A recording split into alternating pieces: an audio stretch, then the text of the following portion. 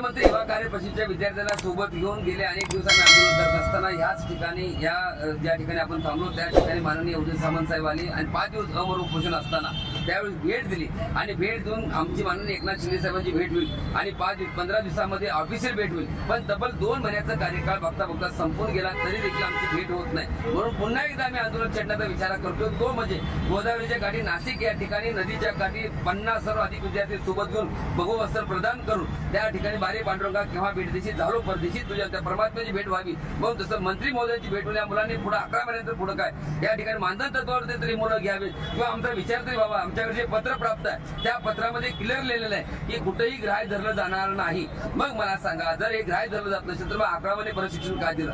तर ह्या जर गोष्टीवर सरकारने गांभीर्याने विचार केला नाही, आज आम्ही ज्या ठिकाणी आंदोलन करतोय, ज्या गोदावरी नदीवरती आंदोलन करणार आहे त्या ठिकाणी जर त्या विषयावरती गांभीर्याने विचार नाही केला तर येणाऱ्या काळामध्ये अनेक निवडणुका सरकार माध्यमातून आहेत। आज जे पदवीधर मतदारसंघातली मुलं आहेत, आज 50,000हून अधिक मुलं, 1,34,000च्या पुढे आकडा आहे।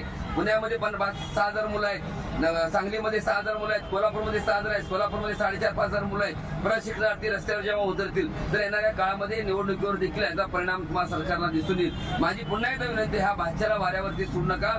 मामा, आपण ह्या मुलाला वाऱ्यावरती जर सोडला तर आईचा हक्क मागण्यासाठी हे मुलं पुन्हा एकदा तुमच्या घरावरती येतील। मामा तुमच्या प्रॉपर्टीमध्ये हक्क मागायला बसतील, त्यावेळेस तुम्हाला अडचण निर्माण होऊन जाईल। माझी आपल्याला विनंती आहे, शांत आणि संयमी पद्धतीने करावं, नाही येणाऱ्या काळामध्ये निवडणुकीवर देखील बहिष्कार पडायला वेळ लागणार।